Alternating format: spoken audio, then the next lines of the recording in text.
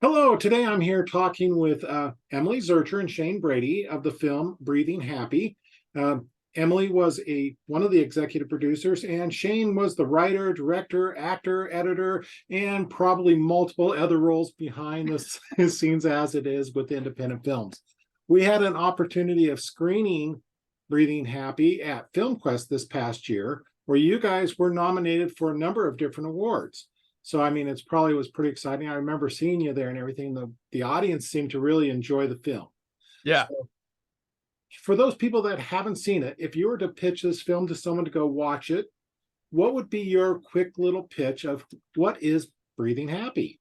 sure. So the log line is a recovering drug addict can achieve a year of sobriety on Christmas Day, but his past demons tempt him to fail. It's like a crazy, mind-bendy, It's a Wonderful Life Christmas story drug movie with talking golden doors and hockey trophies. Yes. Yeah. Okay, so that is quite a deep topic, as you can tell. It has a lot to it. And I remember watching it. There's a lot of symbolism and everything going on. So, what was your inspiration for Breathing Happy? Where did this come from? Sure. So there was a version before meeting Emily in a bunch of therapy sessions and a version after. But the inspiration was Christmases becoming chaotic was a bit of a recurring theme in my family slash extended family slash friend circle. Hashtag Florida and people loving their drugs and alcohol. And I was in my mid 20s and there was a Christmas Eve that was so ridiculous that I just had to write it down. I just opened up Final Draft and I wrote like a 30-page, almost like a court stenographer of what happened, being like, one day, like there's a Sam Shepard play in here. You know what I mean? I never had the ideation of making it a movie. But it was incredibly mean-spirited. And anytime I would go to crack it open, I was just so angry that I didn't feel like it was going to be a fair story told from all angles. And then insert Emily. Insert Emily. So I grew up, my father was an addictions counselor and a director of a very famous rehab center that a lot of celebrities and big deal people went to in Florida. And so I grew up only knowing empathy about addiction and knowing that it's not a person's fault. You can have two people, they can both be introduced to alcohol. One will become an addict, the other one is totally fine. It has nothing to do with them sometimes. It's mental health and all these other things, all these other chemical imbalances that occur. So I always came from a place of empathy and, okay, it's not their fault, but like obviously you have to coddle them and figure out a way to help them, and sometimes tough love and all these different things. So mix the two of us together, you have anger and empathy. And so that's kind of how Breathing Happy came to be. Yeah, that was like the ideation. And then you know, it's an oversimplification to say I had been writing this for 3 years, because that's not true. I would write it for a little bit and then it would disappear for 4 months, and then I would write it a little bit. And then COVID kind of gave us that opportunity of like, oh, well, let me dust off all of the things in my computer that I haven't looked at in forever, and this one became the winner, you know? Also, ironically, you wrote it when we had COVID. We both got COVID at Christmas. And Yeah. so the joke was that we finally ruined Christmas. Yeah. Because we couldn't have separate Christmas. families. Yeah, because we had COVID and none of the family could see each other and everyone had to socially distance. And I was quarantined in my brother's guest room for 17 days in a twin bed in a room back with when the CDC said 2 weeks. Yeah. So it took 3 or 4 days for me to turned out, yeah, I have it, positive test. And it was me, tarantulas, snakes in cages in a twin bed in a bathtub that didn't have hot water or a mirror. And Florida. Wow, I almost think that's where some of the symbolism from the movie came from. Yes, absolutely. I would look to my right at the tarantulas and snakes and be like, what if things like you talked? Now, there is a lot of symbolism and metaphor that are brought up in the movie. So along those lines, what was some of the hardest things that you felt that you to bring together to portray on screen?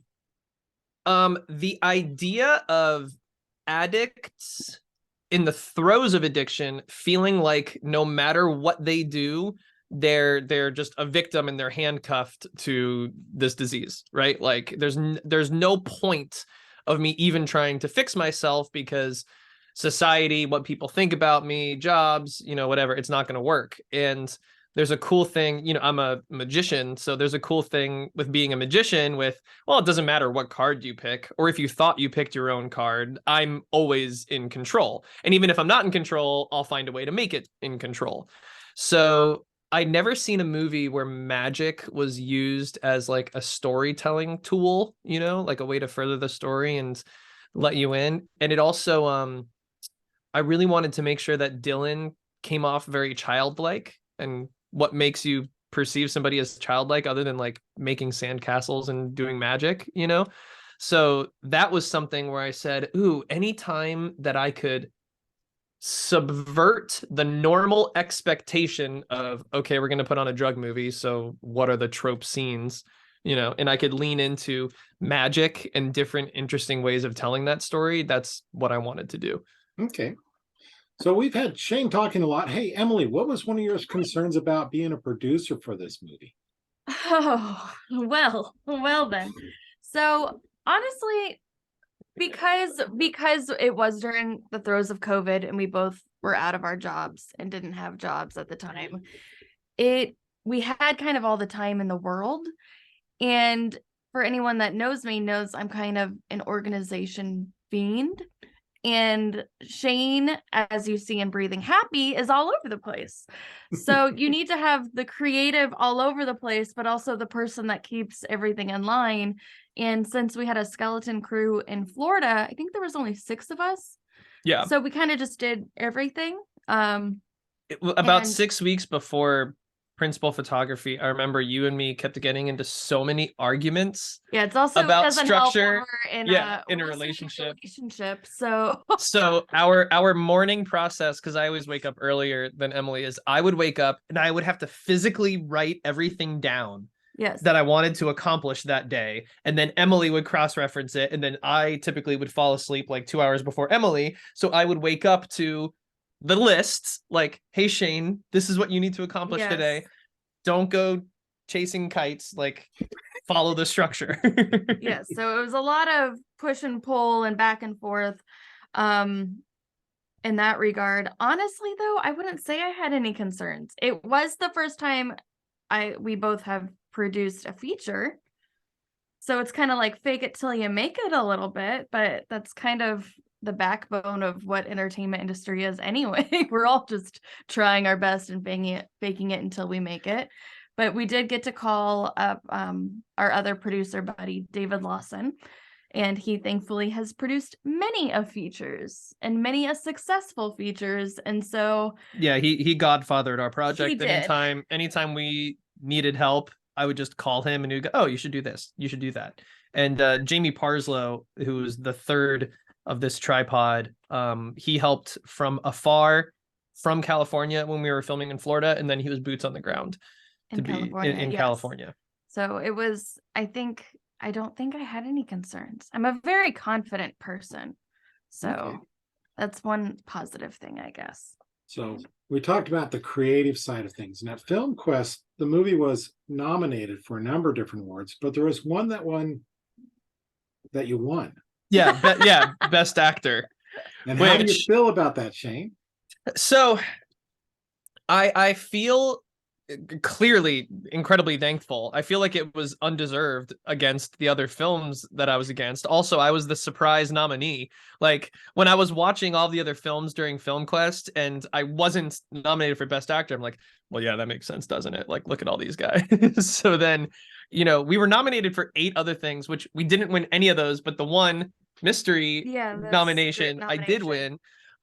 So obviously I'm very, very thankful. But maybe it's the hockey player in me that I'm so like team forward, and I feel so humbled and thankful that like I had to call in 80 favors to make this movie happen, and those favors go from Evan being a DP to Ryan and Jesse being in crew, and Moorhead and Benson and Sarah Bolger and all of our friends and family that helped with like Crafty and free locations and all this other stuff that like like if we had gotten best ensemble, that would have made me happier in respect to, oh, good, that's showing that all of us did this thing. But I hope I'm not coming off as like not thankful for winning an award, because obviously I am. He's trying to do the non-egotistical thing, but he's excited about it. Of course I'm excited. Yeah. Because also like when I was editing this thing, you know how everybody hates the sound of your own voice and everyone like, you don't really want to look at yourself. Like the fact that I had to edit myself and pick my favorite selects of myself, like, okay, well, if other people liked it, then that's a good thing, because that is a good thing. Yeah. Yeah. I will say from watching the film, because I'm on the selection and award jury with them also. Oh, nice. I will say this, the one thing that was very amazing about your performance was the range of emotion and the depth of emotions that you showed throughout the movie. And I think that's the reason why right there. It's, tell me if I'm wrong, but it sounds like there's a little bit of autobiographical stuff going on in this movie. For sure. And it was very clear that this character was going through all of that. Yeah. And that's very kind of you to say. Thank you. Thank you. Okay. So now that you've kind of probably wrapped up the film festival circuit, as we're drawing near the end of the year and everything, what's next for Breathing Happy?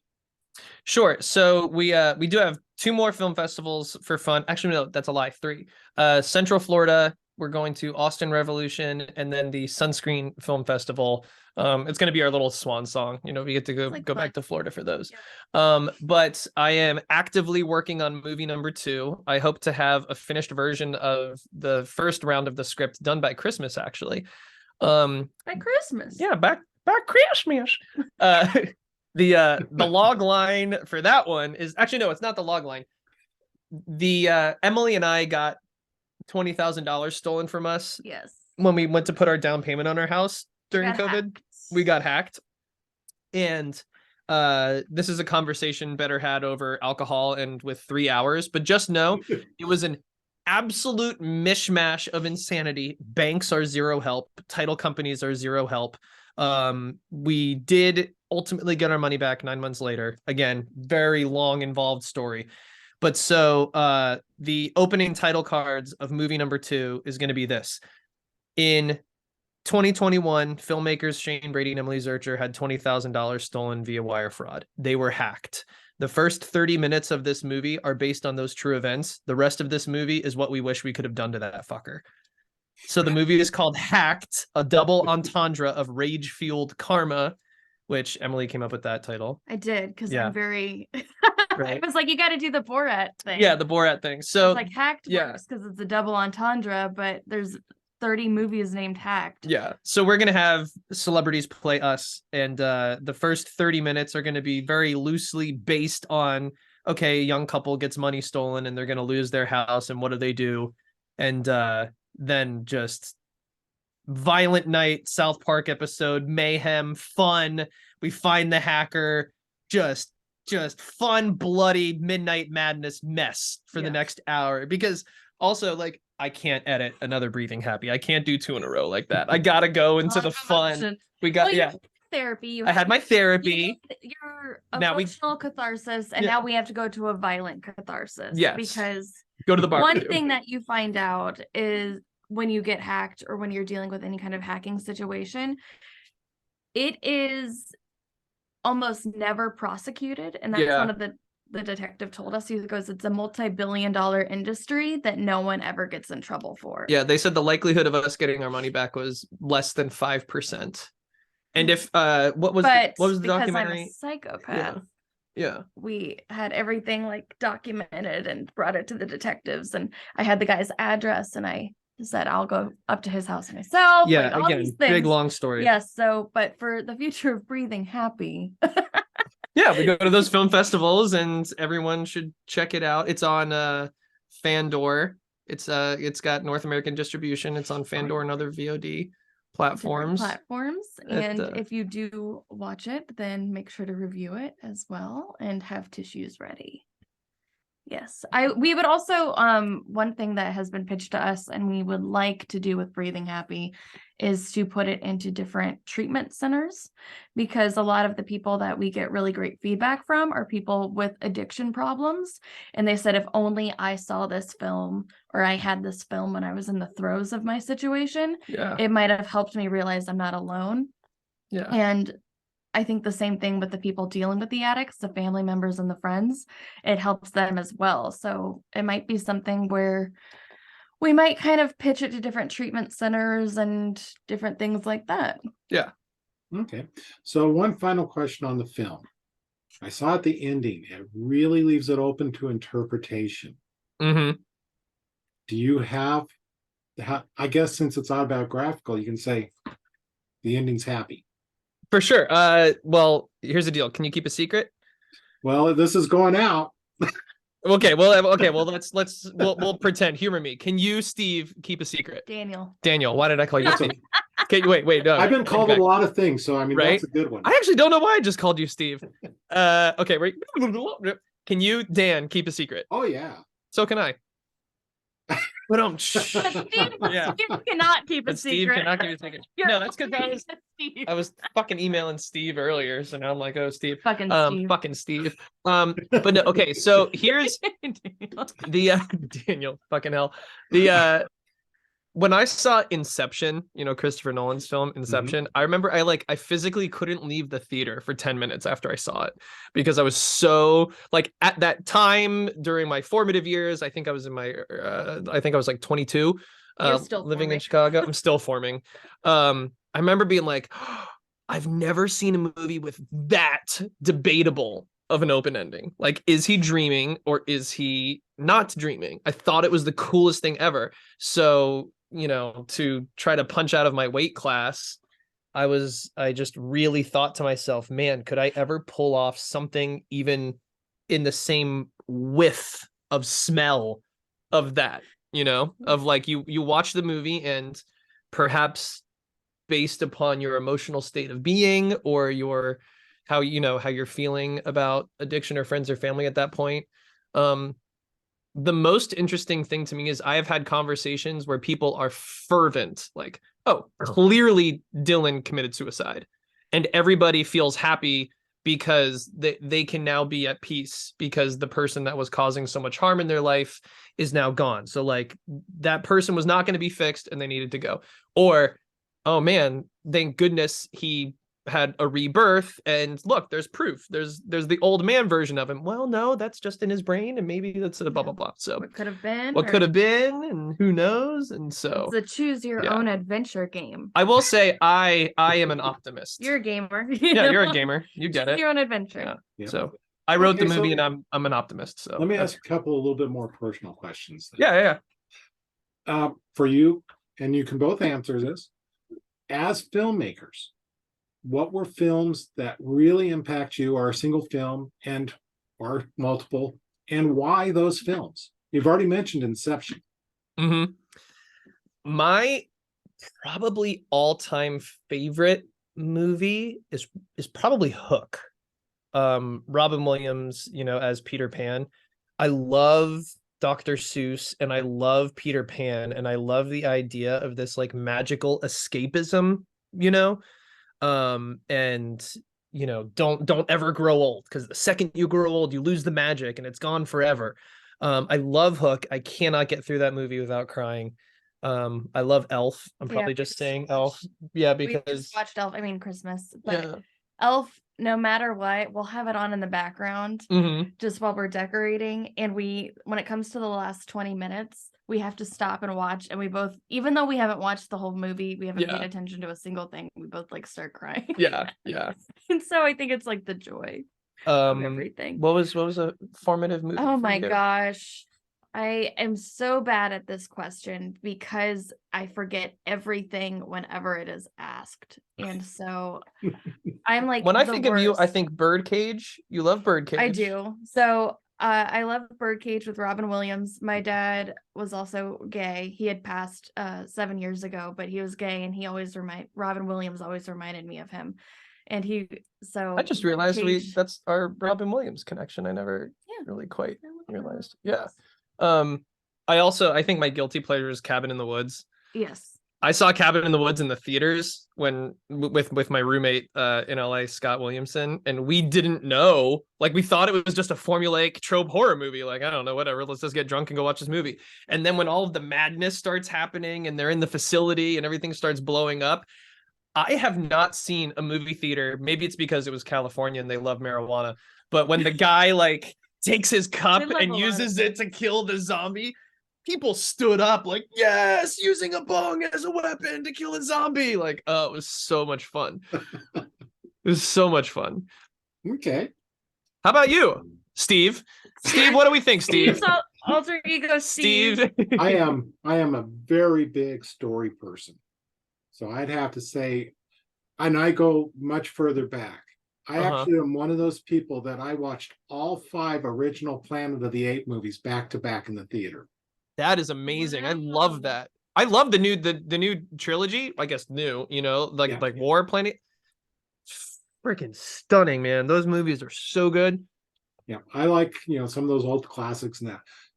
I'll even plug myself here for a moment. I'm putting together a panel for the upcoming next year's Fan X here in Salt Lake. And like Jonathan Martin, he's agreed. Michael Klug, I don't know if you met him there. He's does screenplay writing. And I saw his Immolation. His talk. Yeah. So him and a horror author and a horror publisher, and we are going to be doing the impact of H.P. Lovecraft on modern day horror stories. That's great. Have you seen Moorhead and Benson's Spring? I have not seen that one. So you should check. So that's their second feature. It's called Spring. It stars Lou Taylor Pucci and Nadia Hilker. But Guillermo del Toro, when it came out, tweeted that he thought it was the best Lovecraftian film he had ever seen. And then 10 minutes later, he tweeted again saying, just to be clear, like, this is top, like, favorite movies I've ever seen. And then, I'm messing up the timeline here, but not even 5 years later was when Shape of Water came out. And you'll notice the similarities. So yeah, if you have not seen Spring, Moorhead and Benson are obsessed with Lovecraftian films, and it's a really good one. All right. Yeah. Yeah, I'm also working on another one for next year too with all them. Oh, cool. So, final question for you. If you are talking to an aspiring or a new starting person that's going into filmmaking, what piece of advice would you give them? I have a feeling I know what you're gonna say. Should you talk first then? Sure. So based upon just us talking about how we got hacked, that all happened while we were filming as well. Yeah. Everything is going to get in your way of what you want to do. And if you wait until everything is perfect, until everything is solved, you will never get anything done. And you're going to feel like the world is just collapsing around you, because it kind of sometimes is. But sometimes you just have to continue to persevere through it all, because it's going to suck. You're going to cry. You're going to scream. You're going to have moments of breakdowns. You're going to realize you're going to have that artsy, what the fuck did I just spend all this? You're gonna show up to film your hockey rink scene when they're gonna forget that you're filming. When they're gonna forget you're filming, and they told you had the entire hockey rink empty, and you show up wondering why 2,000 people are there, and then they go, "Oh yeah, that's right, we opened it up for COVID today." And you're supposed to be filming today in a quiet facility. Oh, and your sound guy didn't show up. So another guy, yeah, all those things. All those things. That is interesting. You're the second people I've heard that had a skating rink. The other one was a roller skating rink. Yeah. And when they showed up for filming, it was being in use and it wasn't supposed to be. Yeah. Like, so I don't know. My answer is, I read Will Smith's book like 6 months ago, and this was. I mean, I feel like it's impossible to say Will Smith without talking about the Oscars now, sadly. But this was before the Oscars, and I read the entirety of his book without any of, however we want to define that breakdown was. But there's an amazing chapter where he talks about how his father made Will and his brother build a brick wall outside of his business when Will Smith was a child, like 7, 8 years old, and his older brother was like 10 or 11. They would come home after school, and every single day, no matter what, they would have to apply like 10 bricks. And they would whine and complain, and they'd be like, we're never going to build this wall. And the dad would always say, there is no wall. There's only the next brick. That is it. Stop talking about a wall. Stop thinking about building a wall. Just pick up this brick, put the mason stuff on it, and build the thing. And the chapter ends very beautifully with like, and then there was the day where my brother and I realized, like, oh my God, we're about to build this wall. Like, the wall's going to be done. We literally never thought it would be done. And we laid the last couple bricks, and Will Smith's dad is sitting there with a cigarette watching them. And then the second they finished, they didn't know to like cheer or anything. They're just like, we did it. And the dad goes, now don't you ever fucking tell me you can't build something ever again.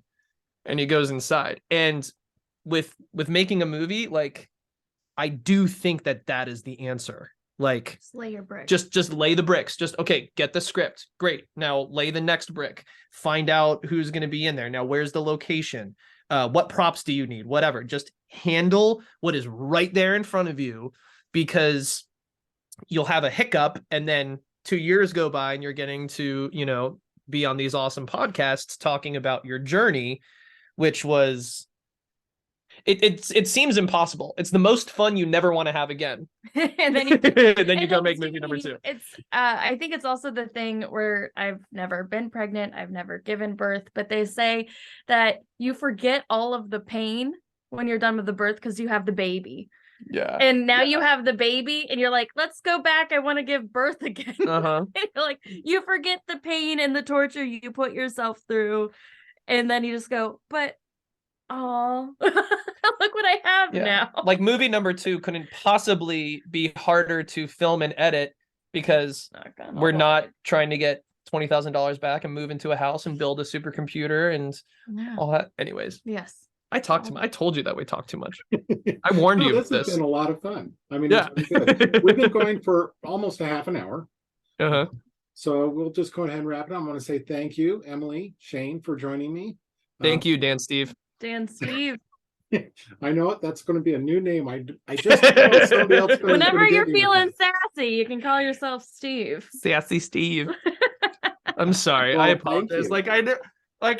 I clearly know your name is Dan. I just I do this all the time. I hate myself. So for that's that. I can say this now because we've been joking along with this quite well. I usually tell people, just remember my name by thinking of swearing. Damn. Yeah. Yep. Okay, but I think it's been fun. Breathing Happy was a fun movie to watch in a lot of ways, but also a very much of a gut punch in many other ways. I think anybody that would want to see this film, go into it knowing that you're going to go through a ringer of emotions. And if you have dealt with personally or with family or friends through any form of addiction, you're going to find something that is very relatable to this, either as the lead character or one of those on the side that are involved with it. So we look forward to seeing this out on all those different platforms. Good luck on future distribution into more markets. And we'll look forward to seeing your new movie, Hacked. Thank you, Dan. I really appreciate this, Thank you man. so much. Okay, take care and have a happy holiday. You as well. You too.